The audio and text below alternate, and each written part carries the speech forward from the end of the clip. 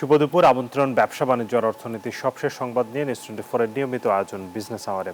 সাথে আছি হোসাইন শাহাদাত। শনি থেকে বৃহস্পতিবার দুপুর 1টায় প্রচারিত হচ্ছে এই অনুষ্ঠান। আয়োজনে থাকছে দেশ বিদেশের ব্যবসা বাণিজ্যের সবশেষ খবর এবং খবরের বিশ্লেষণ। এছাড়াও আছে শেয়ার বাজার এবং মুদ্রা বাজারের আপডেট।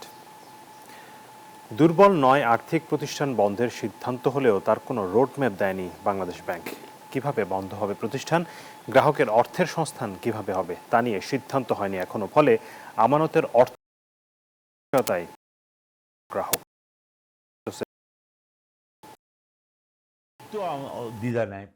দীর্ঘদিন IDLC, International Leasing and Financial Services এবং পিপলস লিজিং অ্যান্ড ফাইন্যান্সিয়াল সার্ভিসেসের চেয়ারম্যান হিসেবে কাজের অভিজ্ঞ বর্তমানে অগ্রণী ব্যাংকের চেয়ারম্যান সৈয়দ আবু নাসের বখতিয়ার আহমেদ। শুধু কাজের অভিজ্ঞতা নয়, নন আর্থিক প্রতিষ্ঠানে বিনিয়োগ করা একজন ভুক্তভোগীও। সেই টাকা আমি 18 সাল থেকে পাচ্ছি না। নিজের উপার্জনের 25 লাখ টাকা বিনিয়োগ করেছেন আর্থিক প্রতিষ্ঠানে। আশা ছিল মেয়াদ শেষে লাভসহ বিনিয়োগের অর্থ ফেরত পাবেন। তবে 2018 সালে মেয়াদ শেষ হলেও ফেরত পেয়েছেন মাত্র 5 লাখ টাকা। আমাকে দুইটা টার্মে 2020-এর দিকে আর 2022-এর দিকে আড়াই লাখ করে টাকা দেওয়া হয়েছে। আমার টাকা আমি যখন পাবো না তখন তো আমার তো ক্ষোভ থাকবে অনেক বেশি। আবু নাসেরের মতো এমন কয়েক লাখ আমানতকারী এখন বিপাকে পড়েছেন এসব প্রতিষ্ঠানে বিনিয়োগ করে। তারল্য সংকটে থাকায় এমন 9 ব্যাংক বহির্ভূত আর্থিক প্রতিষ্ঠান বন্ধের সিদ্ধান্ত নিয়েছে বাংলাদেশ ব্যাংক। হিসেব বলছে দেশের 35টি আর্থিক প্রতিষ্ঠানের মোট খেলাপি ঋণের পরিমাণ 27,000 কোটি টাকা, যার 80%ই ওই 9 প্রতিষ্ঠানের। স্মল সেভার্স তাদের তো ফেলে দিলে হবে না, টাইম ফ্রেম দিয়ে দাও, তাহলে ঠিক আছে। কতদিন কাস্টমাররা টাকা পাবে বলে দাও, কোনো অসুবিধা নেই। বন্ধের সিদ্ধান্ত হলেও অর্থ বিভাগের অনুমোদন ও আমানতকারীদের ফেরত দেওয়া অর্থ কোথা থেকে আসবে সে বিষয় এখনো চূড়ান্ত হয়নি। তাদের ক্ষেত্রে অবসায়নী হয়তোবা একমাত্র অথবা মুখ্য পন্থা হতে পারে, তবে সরকারকে এখনো কোনো আনুষ্ঠানিক প্রস্তাবনা পাঠানো হয়নি। বিশ্লেষকরা বলছেন আর্থিক প্রতিষ্ঠানগুলোর এমন অনিয়ম আর আস্থাহীনতা সামগ্রিক ব্যাংক খাতে নেতিবাচক প্রভাব ফেলেছে। এর দায় বাংলাদেশ ব্যাংক এড়াতে পারে না বলেও মত তাদের। এছাড়া প্রতিষ্ঠান বন্ধ করতে সুনির্দিষ্ট রোডম্যাপ দেওয়ার পরামর্শ দিয়েছেন তারা। একটা সেক্টরের প্রায় 30% অ্যাসেট নাই। তাহলে এই যে সেক্টরটা, যার কাজ হলো যে যারা যাদের সারপ্লাস সেভিংস আছে তাদের থেকে যাদের ফান্ড রিকোয়ারমেন্ট আছে অর্থনৈতিক কর্মকাণ্ডের জন্য, এই ইন্টারমিডিয়েশনটা করা, এই পুরো সেক্টরের ইন্টারমিডিয়েশন, ফাইন্যান্সিয়াল ইন্টারমিডিয়েশন ক্যাপাসিটিটা 1/3 কমে গেছে। তাহলে আমার অর্থনীতিতে যে অর্থায়নের বিষয়টা কন্টিনিউয়াস বেসিসে, সেই জায়গাটা আমার ডিসরাপ্টেড হলো। এদিকে তুলনামূলক ভালো হিসেবে চিহ্নিত 15টি প্রতিষ্ঠানের 49,643 কোটি টাকা ঋণের মধ্যে খেলাপি মাত্র 3,627 কোটি টাকা। গত বছর এসব প্রতিষ্ঠান মুনাফা করেছে 1,465 কোটি টাকা। আর প্রথমবারের মতো বাংলাদেশ ব্যাংকের টেকসই রেটিং এ জায়গা করে নেয় আইডিএলসি ফাইন্যান্স ও আইপিডিসি ফাইন্যান্স। মিনা ফেরদাউস, নিউজ 24, ঢাকা। মধ্যয়ের ফাঁদে পড়েছে বাংলাদেশ। এ কারণে কর্মসংস্থান স্থবিরতা, একই সঙ্গে বাড়ছে দরিদ্র মানুষের সংখ্যা। এমনটাই মনে করছেন বিশ্বব্যাংকের ঢাকা অফিসের সাবেক lead economist doctor Zahid Hossain. তবে মার্কিন শুল্কনীতি বাংলাদেশের অর্থনীতির জন্য বড় সুযোগ তৈরি করেছে বলে মত তার। এর ফলে চলতি বছর চীন ও ভারতের $232 কোটি রপ্তানি বাজার দখলের সুযোগ বাংলাদেশের সামনে। গতকাল এক অনুষ্ঠানে তিনি এসব কথা বলেন। লাগামহীন মূল্যস্ফীতি কিছুটা কমতির দিকে, অস্থিরতা নেই ডলারের বাজারেও। স্বস্তি ফিরেছে বৈদেশিক মুদ্রার রিজার্ভে, বেড়েছে রপ্তানি আয় ও রেমিটেন্স প্রবাহ। গত এক বছরের সরকারের এসব সাফল্যের বিপরীতে ব্যর্থতাও আছে অনেক। তবে গত বছরের চেয়ে বর্তমানে সার্বিক অর্থনীতি কিছুটা স্বস্তিদায়ক অবস্থায় আছে বলে মত অর্থনীতিবিদ ডক্টর জাহিদ হোসেনের। ইআরএফ আয়োজিত সমসাময়িক দেশের অর্থনীতি নিয়ে আলোচনায় ডক্টর জাহিদ হোসেন বলেন, বাংলাদেশ মধ্য আয়ের ফাঁদে পড়েছে। এ কারণে হতাশাজনক হারে দরিদ্র মানুষের সংখ্যা বাড়ছে। বাংলাদেশ একটা মধ্য আয়ের ফাঁদে ঢুকে গেছে। এই পরিসংখ্যানগুলি যখন আপনার মাথা পিছু আয় বাড়ছে আর দরিদ্রতার হারও বাড়ছে, ইনইকুয়ালিটিও বাড়ছে। তবে ট্রাম্পের শুল্কনীতি বাংলাদেশের জন্য শাপে বর হয়েছে বলে মনে করেন এই অর্থনীতিবিদ। বলেন, এতে ভারত ও চীন থেকে বড় অঙ্কের রপ্তানি আদেশ পাবে বাংলাদেশ। 187 থেকে $232 কোটি মতো এক্সট্রা এক্সপোর্ট আমরা পেতে পারি। এই বছর পেতে পারি। তার মধ্যে ভারত থেকে হলো 120 থেকে 260, চায়না থেকে হলো খুব বড় না, 7 মিলিয়ন থেকে 25 মিলিয়ন ডলারের মতো। ব্যাংক খাতে লুটপাট কমলেও এখনও দুর্দশা কাটেনি বলেও মনে করেন তিনি। এর ফলে ভাটা পড়েছে বেসরকারি বিনিয়োগে। এ সময় ইন্টারন্যাশনাল চেম্বার অফ কমার্স আইসিসির সভাপতি মাহবুবুর রহমান বলেন, সমাজে বৈষম্য কমাতে সরকারের উদ্যোগই এখন সবচেয়ে জরুরি। বৈষম্য বাড়তেছে, তো এইটা মানে বৈষম্য বিরোধীর থেকে আমরা যদি অন্যদিকে চলে যাই, তো তারপরে বৈষম্য বিরোধী আন্দোলন এখন রাজনীতিতে পরিণত যদি হয়, তাহলে রাজনৈতিক মানে এফেক্ট, ব্যাড অ্যান্ড গুড সবটাই তার উপরে আসবে। এ সময় বক্তারা বলেন, গেল এক বছরে সার্বিকভাবে অর্থনৈতিক ব্যবস্থাপনায় শৃঙ্খলা ফিরে এসেছে। তবে ক্যাবিনেট, ব্যবসায়ী, নাগরিক সমাজ ও প্রশাসনের সহযোগিতা না থাকলে কোনো সংস্কারই কাজে আসবে না। শুধু ইকোনমিক জার্নালিজম। মিনা ফেরদাউস, নিউজ 24, ঢাকা। যৌক্তিক সময়ের বাইরে কেউ পলিথিন ব্যাগ ব্যবহার করলে তার বিরুদ্ধে ব্যবস্থা নেবার হুঁশিয়ারি দিলেন সরকারের দুই উপদেষ্টা। সকালে রাজধানীর কারওয়ান বাজারে পরিবেশ বান্ধব পাটের ব্যাগ বাজারজাতকরণ কার্যক্রমের উদ্বোধন করেন বাণিজ্য উপদেষ্টা শেখ বশিরউদ্দিন এবং পরিবেশ ও বন ও জলবায়ু পরিবর্তন বিষয়ক মন্ত্রণালয়ের উপদেষ্টা রেজওয়ান হাসান। পলিথিনের ভয়াবহতা তুলে ধরে এই দুই উপদেষ্টা প্রত্যেককে পাটের ব্যাগ ব্যবহারের আহ্বান জানান। পাটের ব্যাগে সরকার ভর্তুকি দিচ্ছে জানিয়ে তারা বলেন, এতে তুলনামূলক সাশ্রয়ী দামে মিলছে পাটের ব্যাগ। বলেন, নিজেদের মধ্যে সচেতনতা বাড়ালে পলিথিন বন্ধ করা সম্ভব।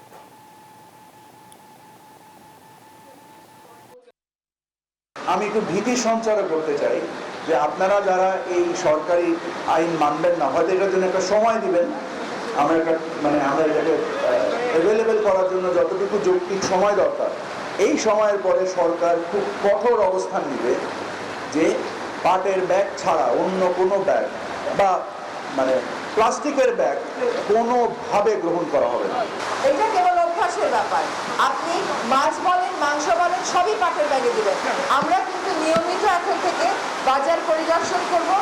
এইবার আর কিন্তু কোনো ছাড় নাই। এখন কারো কাছে আমরা পলিথিন পেলে সেই পলিথিন আমরা সিজ করে নিয়ে যাব। দর্শক, এই যে পলিথিনের বিকল্প পাটের ব্যাগ ব্যবহারে সরকার কঠোর অবস্থানে যাচ্ছে, কিন্তু সেটি বাস্তবায়ন কতটা সম্ভব? আইন আছে, সে আইনের বাস্তবায়ন এত বছরে কেন হয়নি? এই বিষয়গুলো নিয়ে আলোচনা করতে আমাদের সাথে যুক্ত হয়েছেন পাট পণ্য উৎপাদন এবং রপ্তানিকারক সমিতির সভাপতি রাশেদুল করিম মুন্না। জনাব মুন্না, আপনাকে স্বাগত জানাচ্ছি বিজনেস আওয়ারে। জনাব মুন্না, এই যে আইনটি আছে, আমরা জানি যে এটি প্রায় 20 বছর পুরনো একটি আইন। সেই আইনের ব্যবহার আমরা গত 15-20 বছরে তো দেখিনি। এখনও আসলে পলিথিনের ব্যবহার দিন দিন বাড়ছে এবং এটা কখনোই আসলে কমানো সম্ভব হয়নি পরিবেশের উপর এতটা ঝুঁকি থাকার পরও। যিনি এই মুহূর্তে পরিবেশ এবং বন মন্ত্রণালয়ের দায়িত্বে আছেন, তিনি আসলে পরিবেশ আন্দোলনের একজন নেত্রী। তিনি আন্দোলন করেছেন দীর্ঘদিন, কিন্তু তিনি দায়িত্ব আসার পরে গত 1 বছরেও কিন্তু এই বিষয়ে এখন পর্যন্ত কোনো ধরনের ব্যবস্থা হয়নি, যদিও এখন তিনি বলছেন যে কঠোর অবস্থানে যাবেন। আমরা কি আসলে এই বিষয়টা নিয়ে খুব বেশি আমাদের নজরের বাইরে থেকে যাচ্ছে কিনা বারবার পলিথিনের ব্যবহারের ক্ষেত্রে, এবং সেখানে যে পাটের ব্যবহার এখন বলা হচ্ছে যে পাটের ব্যাগ ব্যবহার করতে হবে, এটি কি আসলে বাস্তবিক অর্থে কতটা সম্ভব? ধন্যবাদ আপনাকে। মূলত প্লাস্টিকের ব্যাগ সস্তা এবং সহজলভ্য হওয়ার কারণে মানুষ এটা ব্যবহার করছে। একটা বড় ধরনের নেগেটিভ ইম্প্যাক্ট আছে সেটা জানার পরও, সেই ক্ষেত্রে কিন্তু আজকে থেকে 30-35 বছর আগে আমরা যখন বাজারে যেতাম, আমরা কিন্তু হচ্ছে মানুষের সহজলভ্যতা এবং সস্তা হওয়ার কারণে মানুষের যে বদ অভ্যাসটা তৈরি হয়েছে, সেটা হচ্ছে একটা বড় চ্যালেঞ্জ। এবং সেক্ষেত্রে আইন করা হয়, কিন্তু আইনের যদি বাস্তবায়নের জায়গাতে সরকার দায়িত্ব না নিয়ে আপনি আমি সম্মিলিতভাবে যদি আমরা চিন্তা করি যে আজকে সার্বিকভাবে পরিবেশের যে একটা বিপর্যস্ত অবস্থা তৈরি হয়েছে এবং এই প্লাস্টিক 100 বছরও মাটির সাথে মিশে যায় না, আমাদের কৃষি বলেন, আমাদের খাদ্য বলেন, আমাদের হিউম্যান বডি বলেন, বড় ধরনের কিন্তু একটা নেগেটিভ ইফেক্ট ফেলছে এবং আমরা কিন্তু বড় ধরনের বিভিন্ন ধরনের দুরারোগ্য ব্যাধির দ্বারা আক্রান্ত হচ্ছি। সুতরাং সাময়িকভাবে আমরা হয়তো লাভবান হচ্ছি, সহজলভ্য হচ্ছে, সস্তায় পাচ্ছি, কিন্তু এটা দীর্ঘমেয়াদী যে একটা ক্ষতি আমার আপনার সন্তানের, আমার সন্তানের, আগামী প্রজন্মের এই বিষয়টাকে মাথায় রেখে এবারকার যে চিন্তাটা হয়েছে শুধুমাত্র নিষিদ্ধ ঘোষণা না, এই কাজটার সাথে যেটা আলোচ্য বিষয় যে শপিং ব্যাগটা মানে এটার বিকল্প ব্যবহার হিসেবে পাটের ব্যাগটাকে দেওয়া হচ্ছে এবং সেই কাজটা আমরা করছি। আমরা মূলত উৎপাদন করে আমরা এটাকে সরবরাহ করার চেষ্টা করছি। প্রশ্নটা হচ্ছে আমরা পাশাপাশি যেটা চেষ্টা করছি যে আমরা কিভাবে ব্যাপক সংখ্যক জনগণকে এই ব্যাপারে সম্পৃক্ত করতে পারবো, অ্যাওয়ারনেস ডেভেলপ করতে পারবো। সেক্ষেত্রে আমরা আগামী যে প্রজন্ম, তরুণ সমাজ, তাদেরকে ফোকাস করে আমাদের বেশ কিছু ক্যাম্পিং হবে এবং আমাদের বেশ কিছু ইনিশিয়েটিভ থাকবে যে মানুষকে সম্পৃক্ত করা। মানুষকে সম্পৃক্ত করা না গেলে, নিজের সিদ্ধান্ত নিজে না নিলে এই যে বদ অভ্যাস, এই অভ্যাসটা কমানো যাবে না এবং এটাই আসলে গত দিনগুলোতে হয়েছে বলে এটা সফল হয়নি। আমাদের পরিবেশ উপদেষ্টা মহোদয় কিন্তু একটা কথা বলেছেন, সব ধরনের প্লাস্টিক ব্যাগ ব্যান করার ব্যাপারে কথা হয়নি, হয়েছে সিঙ্গেল ইউজ প্লাস্টিকের ব্যাপারে। এবং এই যে সিঙ্গেল ইউজ প্লাস্টিক আমরা ইউরোপিয়ান ইউনিয়নে দেখেছি তারা বন্ধ করেছে 2020 থেকে, কিন্তু এই কাজটা করার ক্ষেত্রে তারা কয়েকটা ফর্মুলা বা স্ট্র্যাটেজি নিয়েছিল। তারা প্রথমত এটা পলির যে কম্পোনেন্ট গুলো আছে সেটাকে তারা একটা স্ট্যান্ডার্ডাইজ করে দিয়ে আইন করেছে 2007-এ।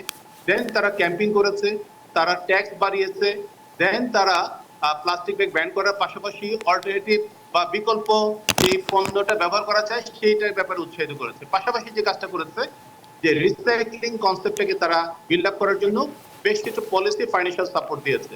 এই ক্ষেত্রে আমি মনে করি যে আমাদের অন্যান্য প্লাস্টিক পণ্য অনেক ক্ষেত্রে রিসাইক্লিং হলেও এই সিঙ্গেল ইউজ প্লাস্টিকটা কিন্তু সেই হারে রিসাইক্লিং এ আসছে না। সুতরাং এখানে কঠোর হওয়া দরকার, সরকারকে আইন প্রয়োগ করা দরকার।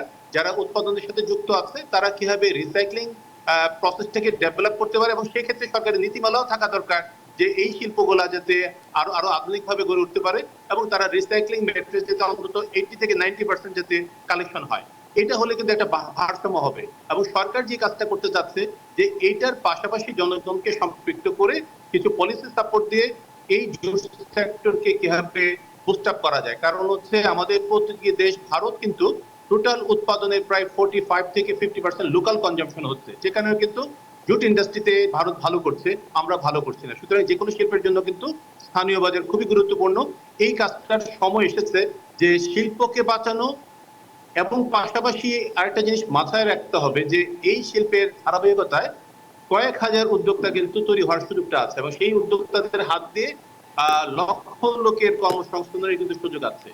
কারণটা হচ্ছে পলিথিনের যে মেটেরিয়ালসটা আছে এটা 100% ইম্পোর্ট হয় আর পাটটা হচ্ছে 100% আমাদের লোকাল। সুতরাং এই যে একটা আমাদের যে অর্থনীতির মধ্যে যে একটা বড় পরিবর্তন আনা বা বড় ধরনের একটা পজিটিভ ইম্প্যাক্ট আনার সুযোগটা আছে, এই কাজটাও কিন্তু আমাদেরকে ভাবতে হবে। সুতরাং সার্বিকভাবে আমরা মনে করি যে সরকারের দায়িত্ব পালন করেছে। আমরা সরকারের এই উদ্যোগটাকে সফল করার জন্য আমি আপনি সবাই মিলে যদি সম্মিলিতভাবে উদ্যোগ নেই, আমাদের বদ অভ্যাসটাকে কমিয়ে একটু কষ্ট করে বাজারে যাওয়ার সময় পাটের ব্যাগটা নিয়ে যদি বাজারে যাই, আমার মনে হয় এটার সফলতা আসবে এবং এই ক্ষেত্রে আপনাদেরও দায়বদ্ধতা আছে। আমরা মিডিয়া ক্যাম্পিংটাও চাই যাতে মানুষকে আরো বেশি সম্পৃক্ত করা যায়। এটি আসলে সবারই সম্মিলিত একটি প্রয়াস দরকার, কিন্তু আপনি যেটি বলছেন যে সাধারণ মানুষের মধ্যে সচেতনতা দরকার। কিন্তু পাটের ব্যাগ যদি পলিথিনের ব্যাগ যদি সহজলভ্য হয় বাজারে, সেক্ষেত্রে সাধারণ মানুষের মধ্যে সচেতনতা আনাটা তো নিশ্চয়ই কঠিন এবং এখানে আসলে ব্যবহারকারীদের যেহেতু খরচ বাড়ছে।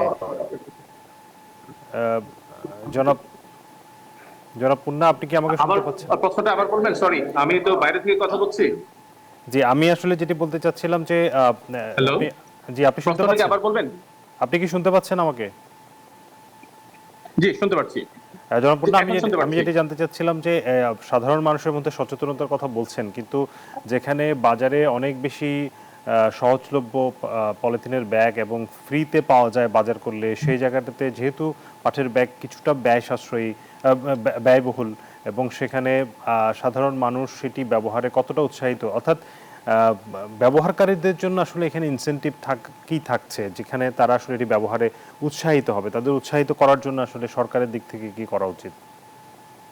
এবার যে কাজটা করছে যে টোটাল উৎপাদনটা আছে সেই উৎপাদনের প্রায় 10% হচ্ছে তারা ভর্তুকি দিচ্ছে এবং এই প্রক্রিয়াটা প্রায় 2 বছর চলমান থাকবে। এবং সেক্ষেত্রে যে কথাটা আমি বললাম যে সরকার তো আসলে কোনো বাস্তবায়নের সক্ষমতা রাখে না, এটা হচ্ছে সক্ষমতা রাখে হচ্ছে জনগণকে। এখন আমি যদি জেনে শুনে বিষ পান করি, সেটা তো দায় দায়িত্বটা আমার। আমি এই মুহূর্তে হয়তোবা আমি খুব সস্তায় প্লাস্টিকটা পাচ্ছি, কিন্তু এটা ব্যবহার করার কারণে আমি এবং আমার পরিবার যখন আগামীতে ট্রিটমেন্টের জন্য বড় ধরনের খরচ ব্যয় করবে, সেটা তো কোনোভাবেই কাম্য না। সুতরাং এই বিষয়টা একটু মাথায় রাখতে হবে। জনাব মুন্না, আপনার কাছে আবারও ফিরবো, আপনি আমাদের থাকুন। আমরা একটু ঘুরে আসতে চাই রাজশাহী বিশ্ববিদ্যালয়, সেখানে শিক্ষকদের আন্দোলন চলছে, আমরা সরাসরি সেখানে চলে যাচ্ছি, শিক্ষার্থীদের আন্দোলনে সরাসরি চলে যাচ্ছি সেখানে।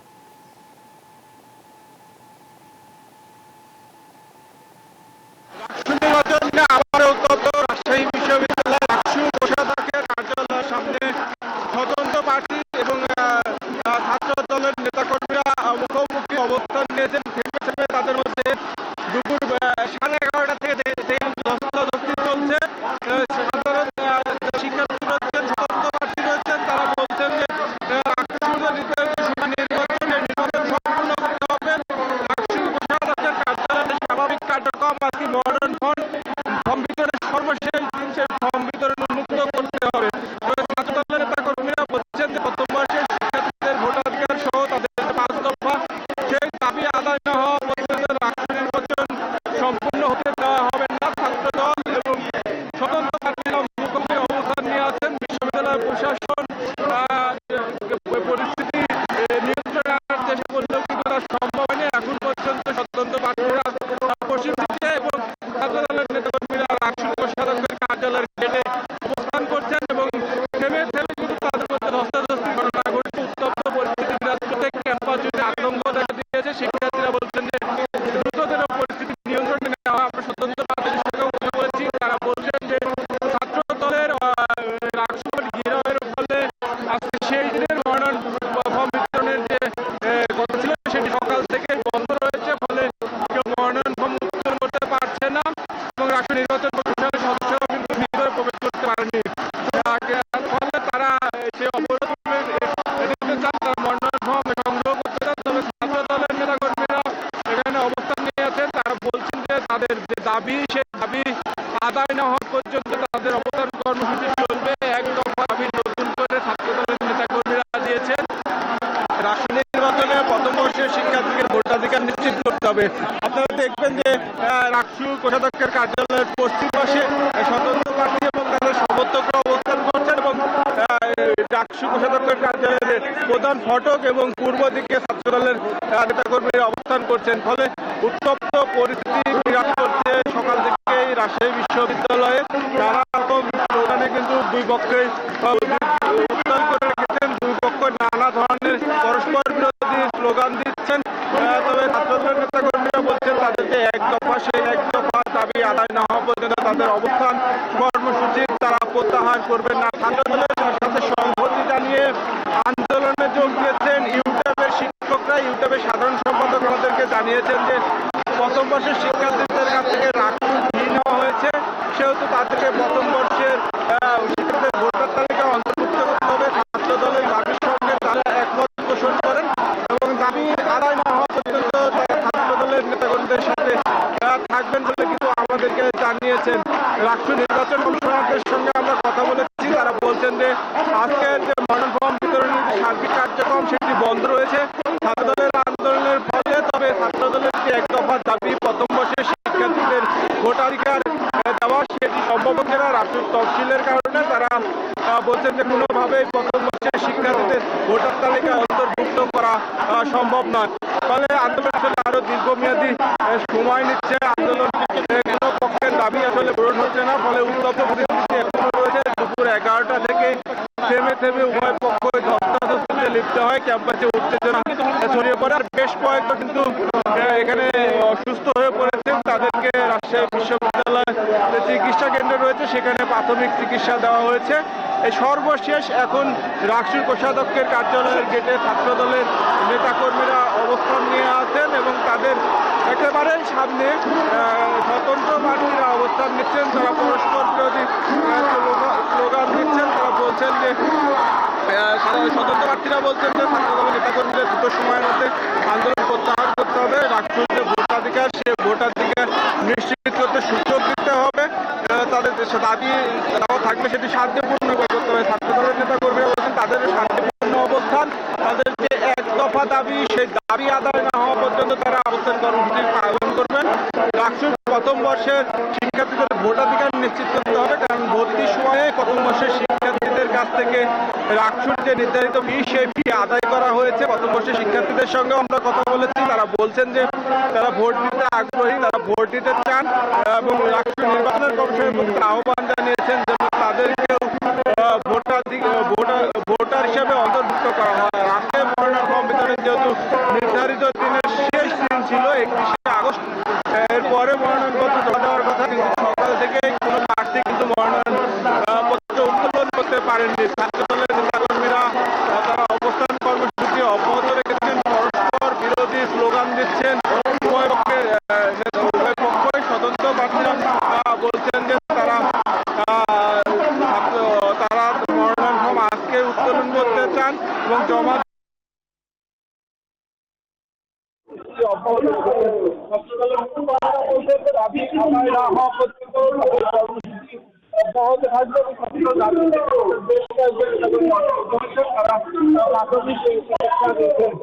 মুখ্যমন্ত্রী অবস্থান প্রশাসনের কোন ভূমিকা আমাদের সভ্য করেনি।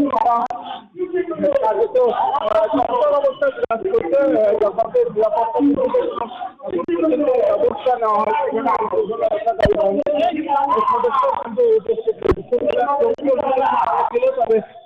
তিনি চলে গেছেন, তিনি আহ্বান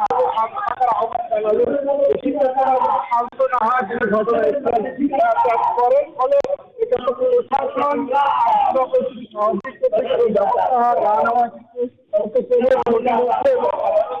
আতঙ্কিত হয়ে পড়ছে। ফলে এদের সাধারণ শিক্ষার্থী রয়েছেন, তারা কিন্তু আলোচনার মাধ্যমে নিরাপত্তা অনুযায়ী নেওয়ার কিন্তু আহ্বান জানিয়েছেন। প্রশাসন এখন তারাও এখানে অনুপস্থিত। দর্শক, আমরা ছিলাম রাজশাহী বিশ্ববিদ্যালয়ে, সেখানে শিক্ষার্থীদের আন্দোলনের সবশেষ খবরাখবর জানাচ্ছিলেন আমাদের সহকর্মী। এরই সাথে একটি বিরতির সময় হচ্ছে, ফিরছে একটু পর, সাথে থাকুন। দর্শক, স্বাগত আরও একবার। আমরা আলোচনা করছিলাম পলিথিনের বিকল্প পাট। আমাদের সাথে এখনও আছেন জনাব রাশেদুল করিম মুন্না। আমরা আবারও তার কাছে যেতে চাই। জনাব মুন্না, আপনার কাছে যে প্রশ্নটা করেছিলাম যে এই মুহূর্তে আসলে ব্যবহারকারী অর্থাৎ সাধারণ মানুষ, তাদের মধ্যে সচেতনতা তৈরি করা অবশ্যই জরুরি, কিন্তু তারা যাতে সেটি ব্যবহার করে এবং বাজারে যাতে এই পলিথিনের ব্যাগ পাওয়া না যায়, সেটির জন্য আসলে কি করতে হবে? আমি মনে করি যে এই যে মেটেরিয়ালগুলো ইম্পোর্ট হয় সবগুলো তো হচ্ছে পোর্টের মাধ্যমে ইম্পোর্ট হচ্ছে, এইচএস কোড ঘোষণা দিয়ে আসছে। প্রথম পর্যায়ে সরকারের পলিসিতে আনা দরকার যাতে ট্যারিফ যে অ্যাপ্লিকেশনটা আছে সেটাকে যেটা অন্যান্য দেশগুলা করেছে এটা যদি ইম্পোর্ট না হয়, নাম্বার 1। নাম্বার 2 হচ্ছে যারা উৎপাদনের সাথে আছে তাদেরকে মানে শুধুমাত্র বন্ধ করার ঘোষণা না, তাদেরকে বিকল্প যে পথটা আছে রিসাইক্লিং মেটেরিয়ালস বা অ্যাপ্লিকেশনটা কিভাবে তারা গ্রো করতে পারে, অ্যাওয়ার করতে পারে, তাদেরকে কিভাবে পলিসি সাপোর্ট দেওয়া যায় যাতে তারাও উৎসাহিত হয়, সেই জায়গাটাতে একটু কাজ করা দরকার। তৃতীয়ত হচ্ছে ভোক্তা পর্যায়ে, আমি ইতিমধ্যে বলেছি ভোক্তা পর্যায়ে একটা বড় ধরনের ক্যাম্পিং দরকার, যাতে ভোক্তারা এটা ফিল করে যে এইটা সহজলভ্য সস্তা পাটের ব্যাগটা বাজারে নিয়ে যেতে হচ্ছে কষ্ট করে, কিন্তু মাথায় রাখতে হবে এই সিঙ্গেল ইউজ প্লাস্টিকটা কিন্তু দ্বিতীয়বার ব্যবহার করা যায় না, এই পাটের ব্যাগটা কিন্তু কয়েক মাস ব্যবহার করা যায়। সুতরাং এই যে একটু কষ্ট, একটু অভ্যাস, যেটা আমি বলেছি শুরুতে যে আমাদের বদ অভ্যাস হয়ে গেছে, সেখানে যদি আমাদের সু অভ্যাস হিসেবে এটাকে নেওয়া যায়, আমি বিশ্বাস করি এখনো বাংলাদেশের অনেক মানুষ সচেতন আছে যারা এটা ব্যবহার করবে। প্রশ্নটা হচ্ছে হয়তো রাতারাতি বন্ধ হবে না, আমাদেরকে গ্রাজুয়ালি চিন্তা করতে হবে যে আগামী 3 থেকে 5 বছরের মধ্যে একটা পলিসি সাপোর্ট নেওয়া দরকার। যে মিলগুলো বানাচ্ছে, কথা শুনছে না, তাদেরকে বন্ধ করা দরকার, তাদেরকে বিকল্প সুযোগটা দেওয়া দরকার। আবার পাশাপাশি যারা এই সেক্টরে আছে তারাও যাতে শুধু উৎপাদন না, বাজারজাতকরণের জায়গাতে যে প্রতিবন্ধকগুলো আছে সেই উদ্যোগগুলো যদি যৌথভাবে নেয়, সরকার যদি সেই জায়গাতে পলিসি সাপোর্টের জায়গাটা যদি সুন্দরভাবে কাজ করে, তাহলে আমি মনে করি একটা বাস্তবমুখী রেজাল্ট আনা সম্ভব। প্রশ্নটা হচ্ছে আমাদের অনেক সময় অনেক ঘোষণাগুলো, অনেক পলিসিগুলা সাময়িকভাবে দেখা হয়, এইটা আসলে একটা টার্গেট করা দরকার যে আমরা আগামী 3 বছরে টোটাল বাজারের যে শপিং ব্যাগটা আছে এটা অন্তত আমরা 30% বা 40% কমাবো।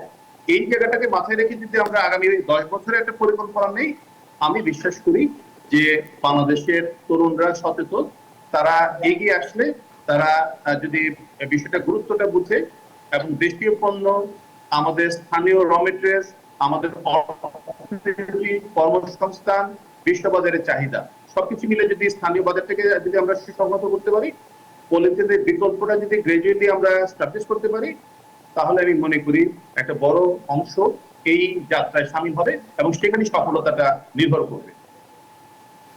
জি অবশ্যই। আমরা একটু ওভারঅল পাট শিল্পের কথায় আসতে চাই যে পাট পণ্যের এই মুহূর্তে আসলে চাহিদা কেমন, বিশেষ করে বিদেশের বাজারে রপ্তানির জায়গাটাতে আপনারা কি কিছুটা বাড়ছে কিনা, বা সামনের দিনে আসলে পাট পণ্যের রপ্তানির ভবিষ্যৎটা কি দেখছেন এই মুহূর্তে? সামনে বা বিশ্ববাজারে মূল ডিমান্ডটাই হচ্ছে ভ্যালুয়েটেড প্রোডাক্টগুলো। বাংলাদেশ এখন পর্যন্ত 80 থেকে 85% র মেটেরিয়ালস এক্সপোর্ট করছে। আমরা দেখেছি সিরিয়াতে যুদ্ধ, ইরান, টার্কি, অর্থাৎ বাংলাদেশের র মেটেরিয়ালসটা অল্প কিছু দেশের উপর নির্ভরশীল। আমাদের প্রতিটি দেশগুলো কিন্তু র মেটেরিয়ালস বা ইয়ার্ন কিন্তু এক্সপোর্ট খুব একটা করে না, তারা ফিনিশ প্রোডাক্ট তৈরি করে যে কাস্টমার বা এন্ড ইউজার যারা আছে তাদেরকে ফোকাস করে তারা পণ্য উৎপাদন করছে এবং সেই বাজারে নিয়ে যাচ্ছে। আমাদের এখানে দুর্বলতাটা হচ্ছে অপোজিট, 80 থেকে 85% আমরা এখনো কাঁচা পাট বা ইয়ার্ন এক্সপোর্ট করছি, যে কারণে এই সেক্টরটা দাঁড়াতে পারছে না। কিন্তু বিশ্ববাজারে কিন্তু বিশেষ করে কোভিড এর পরে ন্যাচারাল বেস প্রোডাক্টের গ্রোথটা কিন্তু প্রতি বছরই বাড়ছে কনজিউমার মার্কেটে। ইউএনএ একটা রিপোর্টে সেটা দেখা গেছে। প্রশ্নটা হচ্ছে আমরা ওই মার্কেটে পরিচিত না। এই মার্কেটে পরিচিত হতে গেলে আমাদের ব্র্যান্ডিং, আমাদের মার্কেটিং এর যে স্ট্র্যাটেজিক অ্যাকশন গুলো দরকার বা টুলস গুলো ব্যবহার করা দরকার, বা আমাদের ব্র্যান্ডিং এর জায়গাতে যে ঘাটতিগুলো আছে, এই পণ্যগুলো ওই বাজারে নিয়ে যাওয়ার জন্য যে চ্যালেঞ্জ গুলো আছে, সেই জায়গাতে আসলে ফোকাস করে যদি কিছু কাজ করা যায় এবং সেই জায়গাতে ওই বিশ্বমানের বিশ্ববাজারের চাহিদা অনুযায়ী পণ্যগুলো উৎপাদনের যে আমাদের যে প্রোডাক্ট ডেভেলপমেন্টের যেটা চ্যালেঞ্জ আছে বা ব্যারিয়ার আছে, এই জায়গাটাতে আসলে চিন্তা করতে হবে। এবং এই পণ্যগুলো উদ্যোক্তারা যদি উৎপাদনের যে ভলিউমটা আছে, সেই জায়গাতে হচ্ছে উদ্যোক্তারা যাতে উৎসাহিত হয়, সেক্ষেত্রে সরকারের যে ফাইন্যান্সিয়াল নীতিমালাগুলো আছে সেটা যদি আরো পজিটিভলি চিন্তা করা যায়, আমি মনে করি বিশ্ববাজারে যে চাহিদাটা আছে সেই চাহিদার জায়গাটাতে আমরা গ্রাজুয়ালি কাঁচা পাট বা ইয়ার্ন এক্সপোর্ট না করে এই ফাইনাল প্রোডাক্ট বা ফিনিশ প্রোডাক্ট বাজারজাত করা যাবে। কারণ এখানে শুধু সারা পৃথিবীতে প্রায় 100টা দেশ প্লাস্টিক ব্যাগ ব্যান করছে।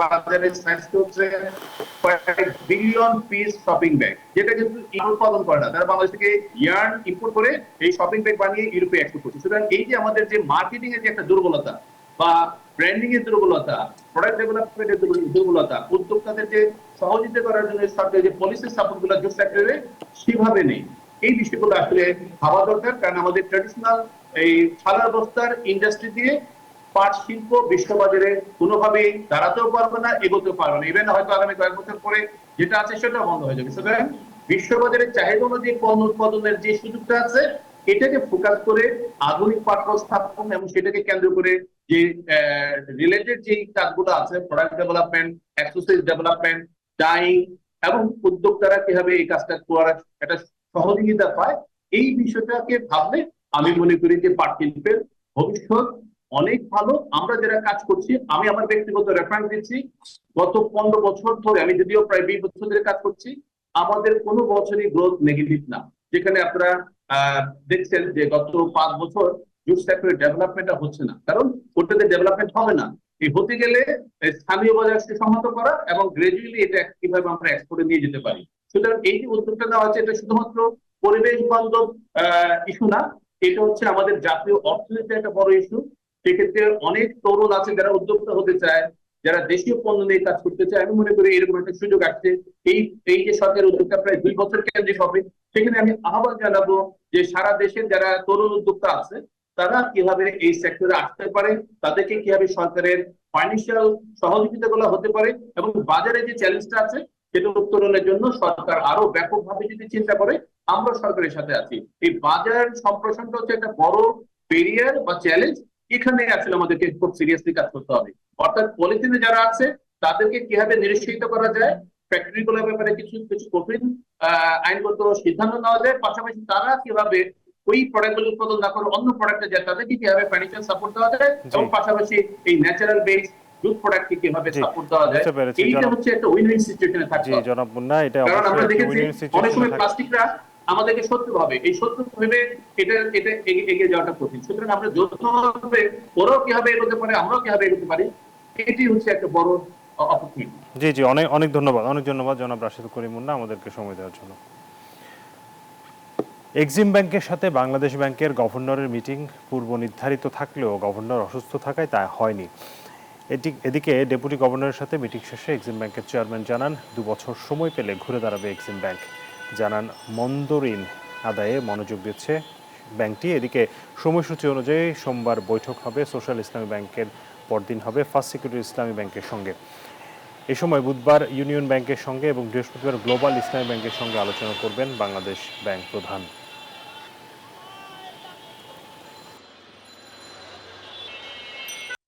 মার্জারের বিষয়ে তো আমরা খুব ভালোই ছিলাম, ভালোই আছি, বাট এখন মার্জারের কারণে এখন কেউ ডিপোজিট হয় না। ডিপোজিট না হওয়াতে আমরা কোনো যতটুকু রিকভার করতে পারতেছি চেষ্টা করছি রিকভারের জন্য, প্রচন্ড কাজ করতেছে ব্রাঞ্চ এবং সবাই, সেখান থেকে আমরা আস্তে আস্তে যতটুকু পারি সার্ভাইভ করে যাচ্ছি। এবার জানাবো শেয়ার বাজারের খবর।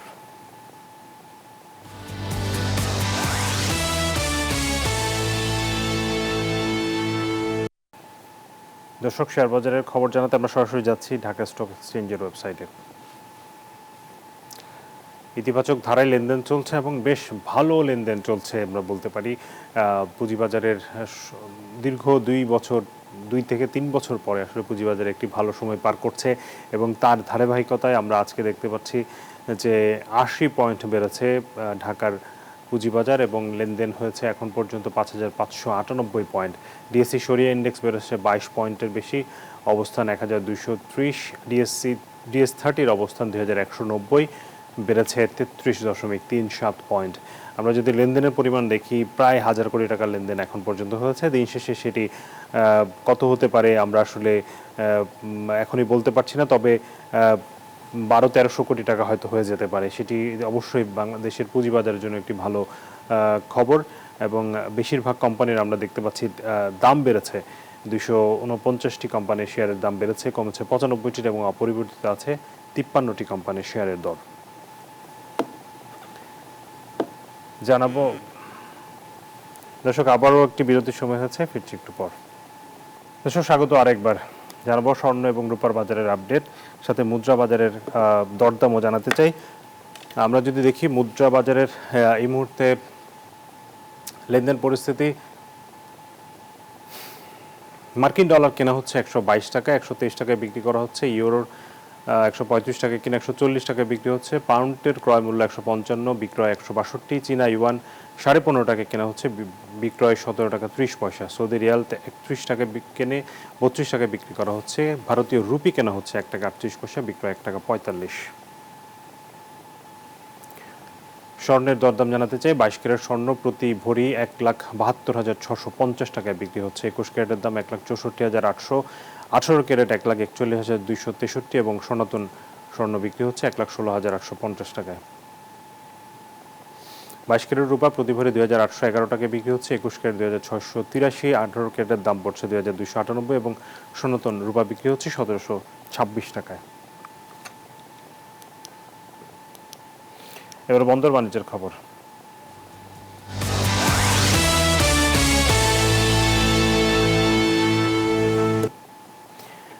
অচিরেই পুরোদমে শুরু হচ্ছে মহেশখালী মাতারবাড়ি গভীর সমুদ্র বন্দরের নির্মাণ কাজ। অর্থায়ন করছে জাপানের আন্তর্জাতিক সহযোগিতা সংস্থা জাইকা।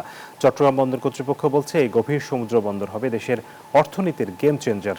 আবু জাবেদের ছবিতে নয়ন বড়ুয়া জয়ের ধারাবাহিকের শেষ পর্বে দেখুন বিস্তারিত।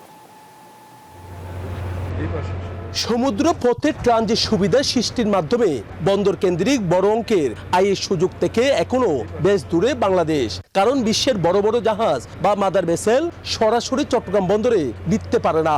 ফলে এসব জাহাজের পণ্য বন্দরের জেটিতে আনতে দরকার পড়ে লাইটার জাহাজ। এতে পণ্য খালাসে ঝুঁকি ও জটিলতার পাশাপাশি বাড়ে ব্যয়ও। একই কারণে বন্দর কেন্দ্রিক অন্যান্য বাণিজ্য ক্ষেত্রেও পিছিয়ে বাংলাদেশ। তবে আশা জাগাচ্ছে মাতারবাড়ি গভীর সমুদ্র বন্দর প্রকল্প। এটি বাস্তবায়িত হলে সমুদ্র অর্থনীতিতে নতুন যুগে প্রবেশ করবে বাংলাদেশ। তবে নানামুখী জটিলতায় 24 কোটি টাকার এই মেগা প্রকল্প বারবার পেছালেও এবার দেখছে আলোর মুখ। অর্থায়ন করছে জাপানের আন্তর্জাতিক সহযোগিতা সংস্থা জাইকা। এটা আমরা গত মাস দুয়েক আগে করেছি এবং তাদের এখন যে মোবিলাইজেশন পিরিয়ড সেটা চলছে, তাদেরকে আমরা জায়গা বুঝিয়ে দিচ্ছি। অত সহসায় এটা গ্রাউন্ড ব্রেকিং সেরেমনি হবে, কাজ শুরু হবে। বন্দর কর্তৃপক্ষ বলছে প্রবৃদ্ধির মূল চালিকা শক্তি চট্টগ্রাম বন্দর। প্রতিযোগিতামূলক বিশ্বে টিকে থাকতে হলে বন্দরের সক্ষমতা বাড়ানোর বিকল্প নেই। 5 বছর পর 5 মিলিয়ন টিইউস কন্টেনার হ্যান্ডলিং করতে মাতারবাড়ি বন্দর গুরুত্বপূর্ণ ভূমিকা রাখবে বলে জানান বন্দর সচিব। এটা দেশের অর্থনীতির জন্য সার্বিকভাবে অনেক বেশি ভূমিকা রাখবে এবং আমদানি রপ্তানিকারকরা উপকৃত হবে। বন্দর কর্তৃপক্ষের এমন উদ্যোগে খুশি আমদানি রপ্তানিকারকরা। ছোট ছোট কোস্টার যেগুলো র্যাটারিং করে সেগুলো থেকে ইম্পোর্টাররা বেঁচে যাবে, কস্টিং কমে যাবে। মাতারবাড়িতে গভীর সমুদ্র বন্দর হয়ে যাওয়ার পর আমাদেরকে আর অন্যান্য দেশের গভীর সমুদ্র বন্দরের উপর নির্ভর করতে হবে না। 2029 সালের মধ্যে স্বপ্নের এই সমুদ্র বন্দর চালু হবে প্রত্যাশা বন্দর কর্তৃপক্ষের। নয়ন বড়ুয়া জয়, নিউজ 24, চট্টগ্রাম। জানাবো বিশ্ব বাণিজ্যের খবর।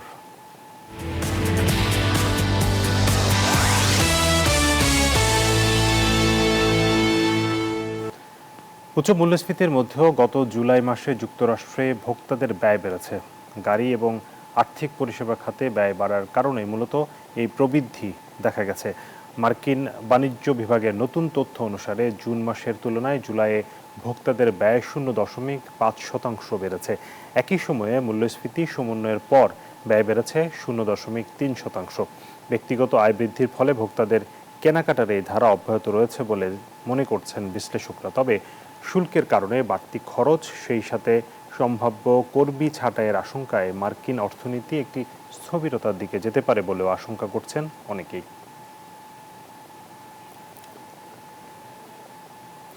দর্শক, এই ছিল বিজনেস আওয়ারের আজকের আয়োজনের সাথে থাকার জন্য ধন্যবাদ সবাইকে।